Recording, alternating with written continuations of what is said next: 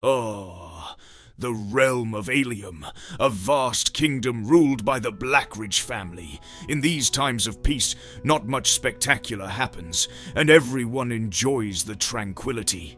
However, darkness looms over the hill, and this peace and quiet will slowly turn into chaos. The king has called his army together as the wasteland wars are in full effect. The absence of soldiers is felt throughout the realm, even in the smallest of towns.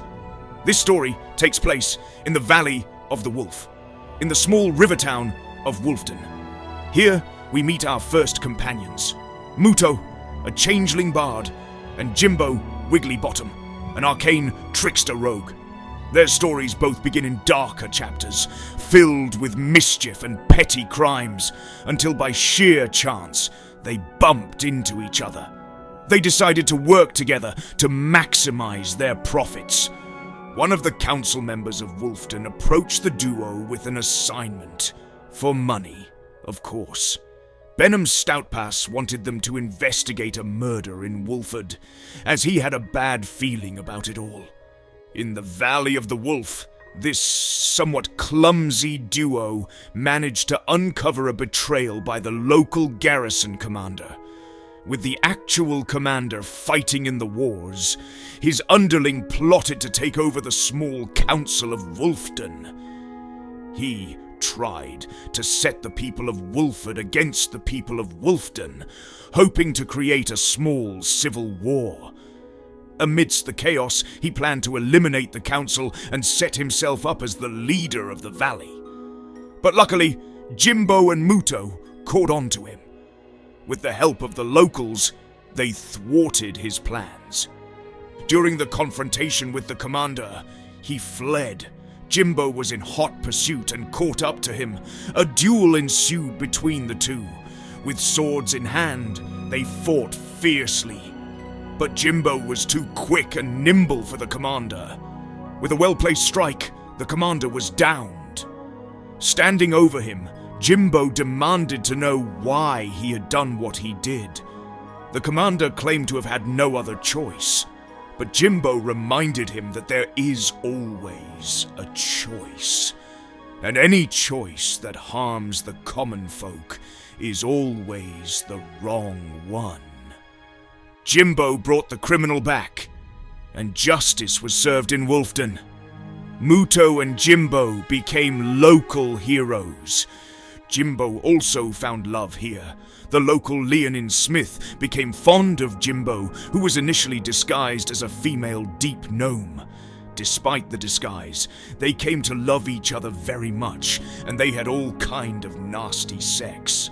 Sadly, newfound adventure pulled Jimbo away from his love. Perhaps one day they will be reunited. With their newfound fame, their need and desire for petty crimes lessened.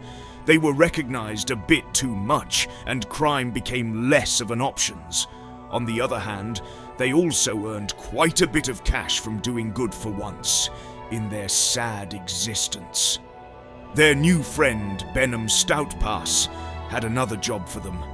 He was trying to set up a mining business on the island of Elenoar, but wanted someone to check the mines out for him. Muto and Jimbo agreed. At the harbor of Helmfirth, the duo bumped into two odd characters, Marzin, the shamanic druid, and Izmir, an oath of the crown paladin with a hunger for justice. After a scuffle with some local goons, they all decided to get on the ship to Elenoar. Marzin was on a spiritual journey that had led him back to his home island. Izmir was finding new purpose in his life after losing his comrades in the Wasteland Wars. On their way to the island, their ship was attacked by a kraken. They used cannons, ballistas, barrels filled with gunpowder, and magic, throwing everything they had at the monstrous creature. The battle was fierce, and the party came dangerously close to an untimely death. But in the end, they were victorious. However, their victory was short-lived, as pirates soon arrived to seize the weakened ship and its crew. The party was captured. and instead of going to the capital of Elenoar, Aten, they were bound for the landing of Layson. These four, now bound by a shared fate, formed a party that would later be known as the Queer Questers. Their immediate objective: survive the pirates.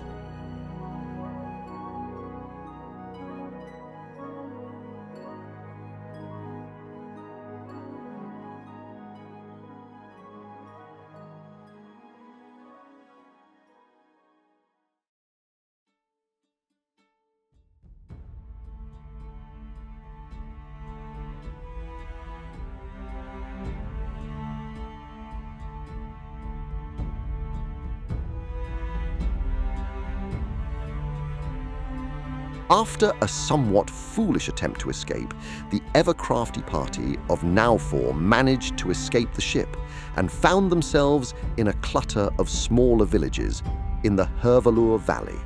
Darkness found them once again as the first village they encountered was slaughtered to the last man by a vile monster. A battle ensued, and the party quickly took the initiative. From the rooftops of the barely standing houses, they engaged in a ranged assault, gaining a tactical advantage. The monster tried to pull them down, but they were too fast and nimble. The creature stood no chance and was swiftly dealt with. The party notified local authorities and encountered a tiefling named Garius, the commander of the Luminos Guard. He tasked them with investigating the strange occurrences around the villages, including the monster attack the party had witnessed and dealt with. They uncovered that a black-hooded man was unfolding his plan by releasing monsters, making deals with dragons, and commanding his goons to create as much chaos as possible. All this was to weaken the garrison and guard of the landing of Layson so he could take out his target, the mayor of Layson. But the party stopped his plans one by one, and stability and peace began returning to Layson. In between thwarting various plans, the party also embarked on adventures with their travel companion, Logan. With his help, they discovered ancient elven ruins and long-lost treasures. During one of these instances, Muto fell in battle and had to be resurrected by Marzin. This forced Muto into a new body, a new identity, and granted him newfound powers directly tapped from the Feywild. However, Muto was soon confronted by his past. As the Shadow Syndicate came to collect their experiment, his newfound Fey powers protected him, transporting both him and Izmir to the Feywild, where Muto was to learn more about his abilities. Meanwhile, in the material plane, Jimbo and Marzin were left to deal with the agent of the Shadow Syndicate. Utilizing the Archer in Pelican Mouth tactic, they managed to eliminate the assassin. With time running out and no sign of Muto and Izmir, the duo had to return to Layson as the leader of the Creaky Kraken. The sewers of the landing of Layson, A9 Naro, was causing increasing problems for the people on the surface. He was working for the mayor of Lasson to line his own pockets with the state's money. However, A9's personal hired guard, the Bregan de Aerthe, turned against him and took control of the Creaky Kraken. What had once been a nuisance now became a dangerous enemy. With the help of Urkian Diamondsmile, the mayor's assistant, and Garius, they launched an attack on the Creaky Kraken. Jarl Axel, the leader of the Bregan de Aerthe, was waiting for them. Using poisonous gas, Jarl Axel managed to decimate the small army of Urkian and Garius, forcing the party into the sewers to continue the fight. There, they encountered all kinds of horrors. In the end, Jimbo and Marzin reunited with Muto and Izmir, and together they emerged with only minor injuries. Before confronting Jarl Axel, they took down his most powerful officers. One of them was one-shotted so goddamn hard by a stealthy sniper-like shot from Jimbo with an arrow of slaying. This impressive display of skill gave the people of the Creaky Kraken a sudden spark of hope. Then came the confrontation. Jarl Axel was about to hang Garius and his few remaining men when Izmir chugged a potion of growth and was enlarged by Marzin. Suddenly, a giant stepped onto the battlefield, stomping his way through Jarl Axel's guards. In the ensuing chaos, Jarl Axel tried to escape, but the combined efforts of Jimbo, Muto, and Marzin prevented his escape. He was captured and brought to jail, where he would stand trial for his crimes. Executions of both Jarl Axel and A9 were planned, but Ysmir felt that justice could only be served with Jarl Axel's head on a spike. Taking matters into his own hands, he infiltrated the jail, subdued the guards, and beheaded Jarl Axel. With no remorse, he had delivered justice. Meanwhile, as this unfolded, a certain orc was hungry for scallops, leading the party to barge into the mayor's home uninvited. At that exact moment, the mayor was being attacked by the black-hooded man.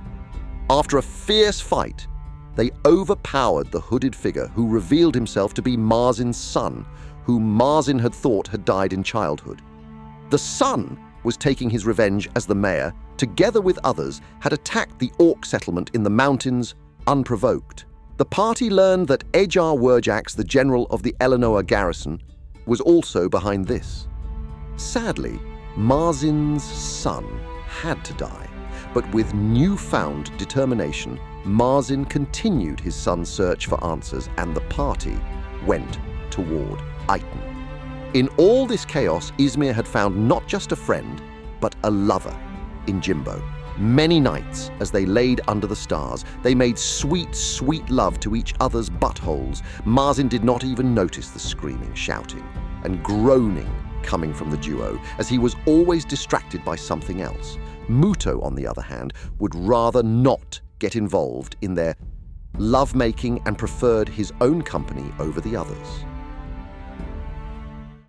With their ship, the party set sail toward the capital of Elenoar. They made a stop at Ezzelor Island, a place inhabited by the wizard Ezzelor. The island was strange and enchanting, but the party had a clear purpose: to make some fat dough. They ventured to the wizard's tower, overcame his puzzles and challenges, and finally met a wise old man sitting in his chair, painting. The party sold their prized possessions and traded a staff of the Magi for some much-needed magic items. After saying their goodbyes, they went on their merry way. They arrived in the harbor of the beautiful and lustrous city of Elenoar. The city was quite overwhelming, as the bustling streets were nothing compared to those of Larsen. After aimlessly wandering the city, an unknown man bumped into Ysmir and handed him a note. It instructed Ysmir to meet the man later that night, and so he did. In a pub filled to the brim with dwarves, they planned to meet this mysterious man, but no one showed up. While Ysmir waited, the others ensured the dwarves had ample ale, and in no time, the place was swarming with drunken dwarves, breaking furniture and hanging from the ceiling.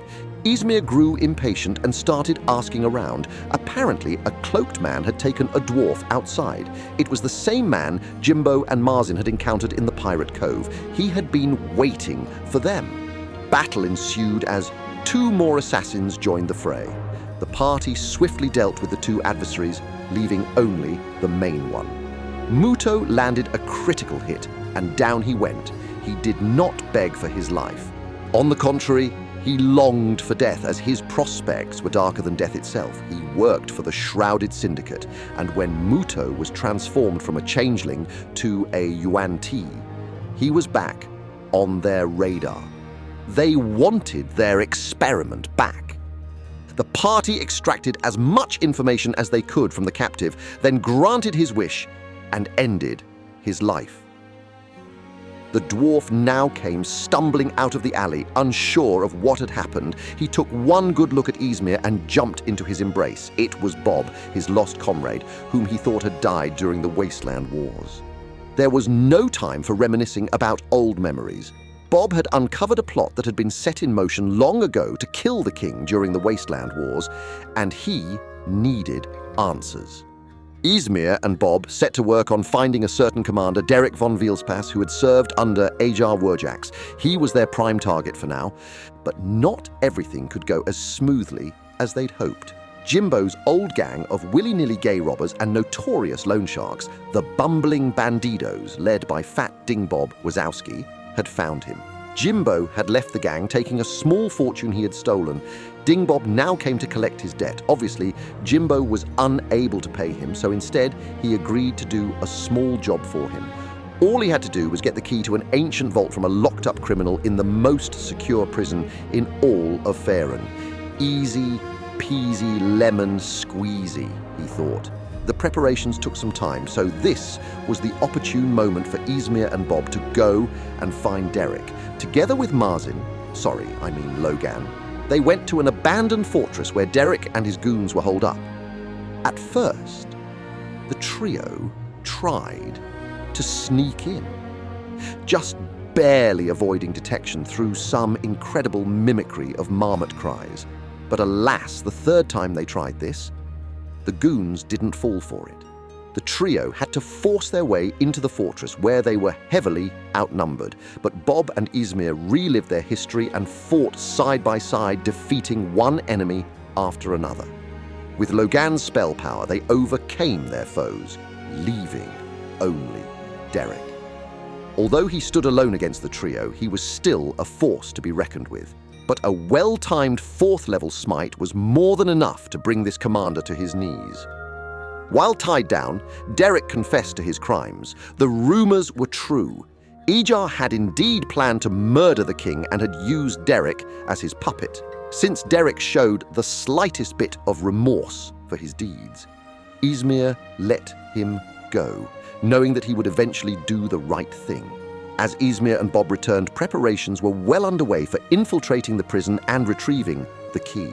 With fake identities such as those of the German sold masters, the party infiltrated the prison. Once again, the classic Archer inside Pelican trick was used and proven successful. The whole prison was in uproar as Jimbo had released all the prisoners. They managed to get their hands on Prisoner 13 and dimension doored out of there. Instead of handing over Prisoner 13 to Dingbob, they made a deal with her. Why not get the money from the vault themselves? It was a good deal, and they went for it. But good old Dingbob was in hot pursuit and followed them to the vault. Thanks to Marzin's tsunami, Dingbob's party was halved and unable to overpower the group. Even after Dingbob revealed his true form as a fat dragon, he still perished. With even more money in hand, the party returned to Aten. Jimbo was in the clear, and the party could now fully focus on Ejar Wurjax. With the information gathered from Derek, they knew they had to retrieve memory stones that contained Ejar's confession of his treachery. The first stone was located in what was presumed to be a deserted mine. However, they found it occupied by dwarven miners. After some sweet-talking, the dwarves agreed to let the party explore the mines. Deep within, they encountered the Gloom Reaver, a dark and ominous creature that breathed deadly black fire. Realizing they were no match for it in its lair, the party lured the creature out into the sunlight. The moment it touched the light, its powers weakened, giving the party an opening to strike. A sneak attack arrow to the face, a druidic spell to the vital areas, a barbaric stab through the chest, and a flail to the knee, face, and other areas of justice were enough to bring this juggernaut down. And thus, they had their first memory stone. The second stone was hidden at the peak of White Plume Mountain. Inside, the party faced numerous perils, including a cranky sphinx, a knight with a huge bounty on his head, crawfish, vampires, a crab they convinced to live a happy life outside the mountain, and their first encounter with Dominate Person. Although they did not find the memory stone immediately, they did discover 3 sentient weapons. As they attempted to leave the mountain, the weapons tried to warn them that they were bound to the mountain and could not leave. Alas, Izmir did not listen, and the weapons attacked. The ensuing battle almost proved too much for the party, but thanks to Marzin's whirlwind, they were able to fight the weapons one by one and secure victory, along with another memory stone. 2 down, 3 to go. The third stone was located in Ejar's mansion, guarded by his elite forces. Getting in seemed challenging until they realized someone else was already there, slaughtering the guards.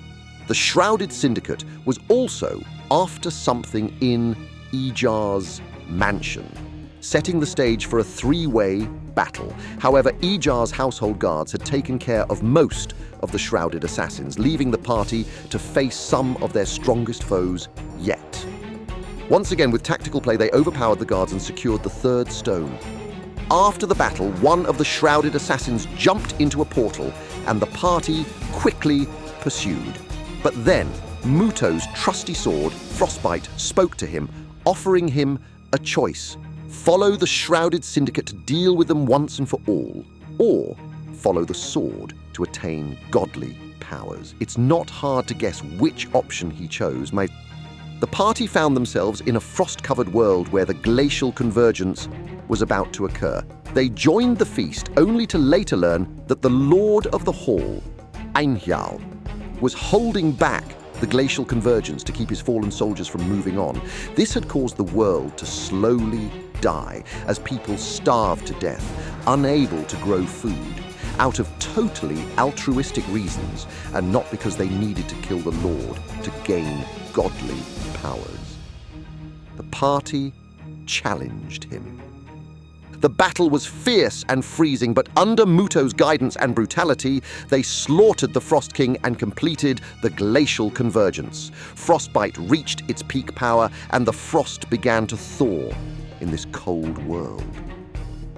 With the gratitude of the local populace, the party returned once again to Aten. They had 2 stones left. Suddenly, Ejar was spotted with a small army searching the city for criminals. He had learned about a group looking for his memory stones. While the party rested on their ship, a courier approached Logan with a message. It was from Derek. He had retrieved the memory stone from Fort Brimstone and handed it over to the party. Alas, he had to lay down his life to complete his mission. Some say he redeemed himself with this action, even though he did it out of spite for Ejar and not out of the goodness of his heart.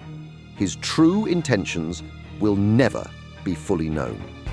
With Derek's memory stone in hand, only one remained, the one around Ejar's neck. Once again, the German sword trainers were pulled out of the wardrobe and set up shop in the middle of Aten. With their distracting theatre, they managed to lower Ejar's guard. Jimbo, with impeccable stealth and sleight of hand, easily removed the necklace from Ejar, but Ejar noticed and grabbed Jimbo by the throat. Thanks to Muto's quick thinking and the use of Dust of Dryness, they created a small tidal wave, allowing Jimbo to escape. They did it! They managed to get all the stones. Now they were ready to hear Ejar's story. The image shimmers into focus, revealing Ejar Wurjax, the imposing red dragonborn general standing in the dim light of a flickering torch. His scales glisten with a sinister sheen, and his eyes burn with a mixture of arrogance and cunning. His voice is a deep, rumbling growl as he speaks into the memory stone, each word dripping with pride and hidden malice. My name is Ejar Wurjax, General of the illustrious United Alium Company, and I stand here as the architect of a masterstroke that will be remembered for generations. Yes, it is I who orchestrated the demise of the king, using the chaos of the Wasteland Wars to my advantage. Who else but I could turn the tides of battle and strike down the tyrant and his loyal winged serpent's vanguard in one fell swoop? During the heat of battle, it was my strategic brilliance that unleashed a barrage of arrows and fireballs directly at the king's position. The vanguard, those pitifully loyal fools, stood no chance against my meticulously planned onslaught. When the dust settled, we sent a scout to confirm the kill, ensuring that no one would rise from the ashes of my grand design. Now, let it be known that Elenoar, that conniving mage, insisted on this recording, thinking he could keep me in check. Ha! The fool doesn't realize that I am always one step ahead. I have created 4 more stones, detailing his involvement and his insidious ambitions. Elenoar covets the crown for himself, hiding behind a second identity within the king's castle in Cordis. His role there remains a mystery, but I, Ajax Werjax, will uncover it and expose him for the treacherous snake he is. This is not just a confession, it is a testament to my unparalleled genius and a warning to all who would dare to challenge me. Elenoar may think he is clever, but he is nothing compared to my brilliance. The king may be dead, but the game of power is far from over, and in this game, I am the master.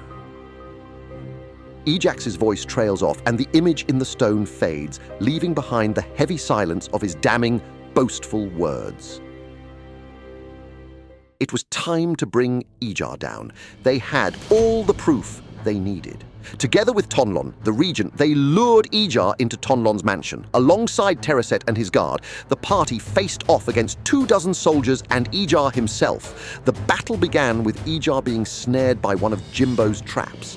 As he hung upside down, he struggled to free himself, but couldn't manage. Meanwhile, Tereset's forces kept 1/3 of Ajar's soldiers occupied, while a hurricane created by Marzin blasted another portion of Ajar's forces into the air. However, Ajar's cunning clerics banished both Marzin and Muto to the Shadow Realm, causing the tornado to vanish. With one of the frontliners gone, Izmir stood alone against 13 sword fighters. With all his might, he fended off all 13, with only a few managing to land a hit on this godly tank. While Izmir distracted the bulk of the forces, Jimbo had ample time to eliminate the mages and clerics. With them gone, Muto and Marzin returned, ready to wreak havoc on the enemy. Finally, freed from his snare, Ajar bolted. A chase ensued, with the party hot on Ajar's trail. They dashed through narrow corridors, charged through a busy market, and leapt over rooftops until Izmir lost his footing and fell to the ground. The party vaulted over a guard blockade, pushed innocent people off a bridge, and caught up to Ajar at the docks. He was about to escape on a ship, but Marzin destroyed the ship's main mast, leaving Ajar with nowhere to go. He turned to the party and unleashed a great breath of fire, igniting half the dock. The party quickly dispersed and fought tooth and nail to bring Ajar down. By the time Izmir caught up, Ajar was nearly defeated after a powerful blow from Muto and his sword, Frostbite. Ajar fell, only to rise again as an undead Oathbreaker paladin. Death surrounded him as wraiths sprang from the ground, attacking the party. With renewed energy and determination, Ajar rejoined the fight. Muto was once again dominated and forced to attack his comrades. Eventually, Muto was the first to fall, followed swiftly by Izmir. Only Jimbo and Marzin remained standing. At this moment, when all hope hung by a thread, Marzin unleashed his healing magic, bringing Muto and Izmir back into the fight. This brief reprieve was just enough distraction for Jimbo to launch a precisely aimed arrow into Ajar's buttocks. The arrow ruptured his intestines, and Ajar fell once more, this time for good, as the forces of death came to drag his body to the abyss where he belonged. Just before he was taken, Ajar confessed to the party that Elenoar was also involved in the orc slaughter. Elenoar had been the mastermind behind the entire operation. Ajar had tried to distance himself from the cunning wizard over the years, but Elenoar was always one step ahead. With Ajar's body now dragged into the depths, there was only one thing left for the party to do. They had learned that Elenoar was trying to infiltrate the king's castle by serving as one of his workers. What he was planning with the king they were unsure of, but they knew they had to act. Determined to stop him, they set out back to his tower to confront him. It seems time is slipping through my fingers, forcing me to hasten my plans. The queer questers are now on their way to my creator. but they'll find only the empty shell of the man he once was.